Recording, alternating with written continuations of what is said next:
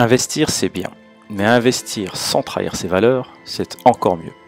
Aujourd'hui, beaucoup de gens veulent faire fructifier leur argent, mais sans tomber dans le riba, dans la spéculation ou les placements douteux. Et la bonne nouvelle, c'est qu'en 2026, il existe de vraies solutions halal, éthiques, sharia compliant pour investir proprement et bâtir un patrimoine éthique. Dans cette vidéo, je vais te présenter 4 piliers de l'investissement éthique, à savoir l'immobilier, la bourse, la crypto et l'entrepreneuriat. On va voir ensemble comment investir dans ces domaines sans trahir ses valeurs et surtout avec des exemples concrets. Et si à la fin tu veux que je t'aide à construire ta stratégie personnelle, eh bien exceptionnellement j'ai ouvert des créneaux pour des calls gratuits. C'est une première étape pour te guider et te montrer ce qui est vraiment possible dans ton cas. Donc avant d'entrer dans le vif de la vidéo, donc je ne suis pas devenu gamer, il se trouve que j'avais enregistré la vidéo, que le micro était HS, donc il n'y avait aucun son.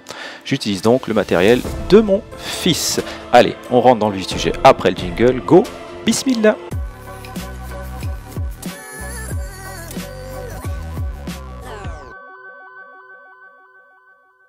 On commence par la base, l'immobilier. C'est le placement le plus concret, le plus tangible, et c'est aussi celui qui colle le mieux au principe de la finance islamique. Pourquoi? Parce qu'ici on parle d'un actif réel qui répond à un besoin essentiel, à savoir celui de se loger. Mais pour que ce soit halal, éthique, sharia compliant, il faut bien évidemment éviter le crédit à intérêt. Et c'est là que beaucoup se bloquent, se limitent, se heurtent et arrêtent. Heureusement, il existe plusieurs solutions éthiques comme l'achat comptant via son épargne, via une holding si vous avez déjà structuré une ou plusieurs entreprises, ou alors à plusieurs. Monter une musharaka, c'est un partenariat où on partage les bénéfices et les risques, ou encore utiliser une ijara, c'est une location-vente halal où tu deviens progressivement propriétaire. Ou encore participer à des projets immobiliers participatifs éthiques. 2026, il reste de belles opportunités dans des villes moyennes où la rentabilité locative reste solide. Et au-delà du locatif, il y a aussi des modèles de marchands de biens halal où tu peux acheter, rénover et revendre sans endettement. C'est le genre de stratégie qui peut être rentable et conforme à 100% à tes valeurs. Si tu veux que je t'aide à définir une stratégie immobilière éthique, encore une fois, n'hésite pas à cliquer sur le lien sous la vidéo. Le deuxième pilier qu'on va aborder ensemble, c'est la bourse éthique.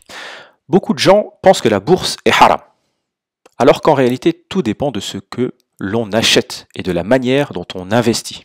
Investir dans une entreprise réelle, productive, utile à la société, c'est considéré ou considérable comme halal. Ce qui ne l'est pas, ce serait d'investir dans les banques, les assurances, les sociétés qui participent à des jeux, des sociétés dans l'alcool, l'armement ou les sociétés trop endettées. Heureusement, aujourd'hui, il existe des ETF Sharia compliant qui filtrent automatiquement ces entreprises.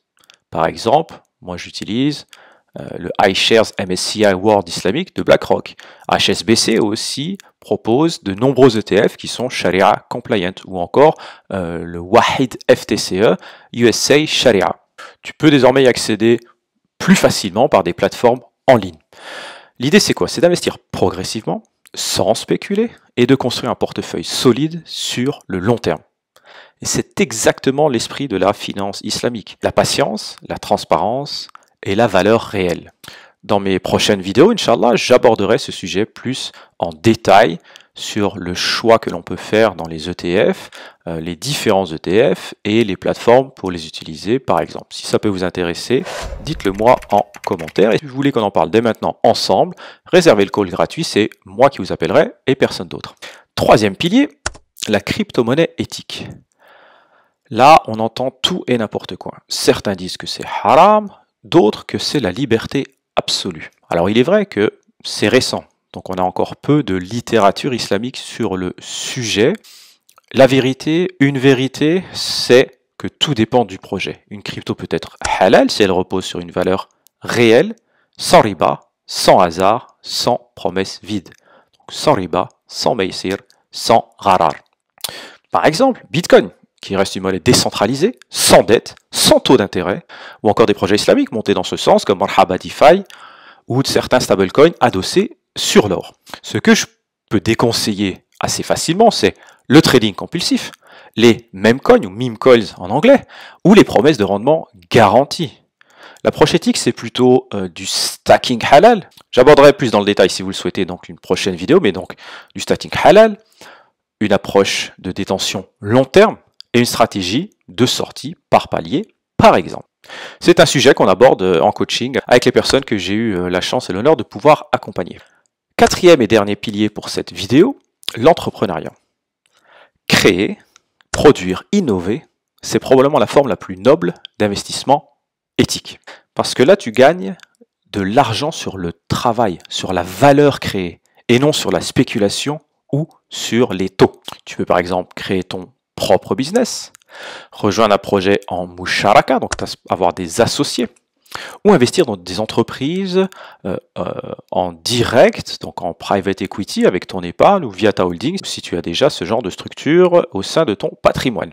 En 2026, les opportunités sont partout. La tech éthique, les services utiles, l'éducation, la santé, le digital, l'artisanat, etc. L'objectif, c'est de faire travailler ton argent dans l'économie réelle, au service d'un projet utile et conforme à tes valeurs. Aujourd'hui, on n'a plus besoin de choisir entre rentabilité et éthique. Les solutions existent, elles sont concrètes, mais il faut savoir les mettre en place correctement. Et c'est justement là où j'essaie d'apporter ma petite contribution en faisant ces vidéos de démocratisation des solutions halal éthiques. Et c'est dans ce même esprit que j'aide ceux qui veulent investir avec éthique à bâtir une stratégie claire, efficace et conforme à leurs valeurs. Certains me contactent avec un point précis qui les bloque dans leur stratégie, ou d'autres de manière plus globale, qui ont un objectif mais qui ne savent pas le structurer, qui ne savent pas quel véhicule utiliser, l'immobilier, qui pensent que ce n'est pas possible, on trouve des solutions, la bourse, comment faire pour automatiser, ce genre de questions, c'est ce qu'on aborde ensemble. Donc si tu veux qu'on en parle, réserve ton appel gratuit avec moi, avec le lien juste en dessous de la vidéo, on verra ensemble où tu en es, ce que tu veux construire et comment avancer étape par étape. Donc avant de conclure, je vais revenir sur un petit point qui pour moi est important. L'éthique islamique, le halal, c'est des choses que j'aborde parce que je trouve ça important. J'essaie de le faire à titre personnel depuis très longtemps, mais bon, c'est toujours un peu délicat d'aborder la finance du point de vue religieux. Donc, on essaie dans ces vidéos de démocratiser, d'aborder, et pas forcément de dire c'est absolument comme ça qu'il faut faire ou il ne faut pas faire. Voilà, j'essaie d'éviter ce genre d'amalgame. Donc, n'hésitez pas en commentaire de dire ce que vous pensez de mes vidéos, comment je peux les améliorer, les points où j'aurais pu faire des erreurs pour y retravailler. C'est avec un grand plaisir. Et la seconde demande, c'est de vous inviter à liker et à vous abonner à cette vidéo. Dans les prochaines vidéos, on plongera, Inch'Allah, plus en détail dans chaque domaine, l'immobilier halal, les ETF islamiques, la crypto-éthique, etc., etc. Je vous dis donc à très bientôt dans une nouvelle vidéo, Inch'Allah.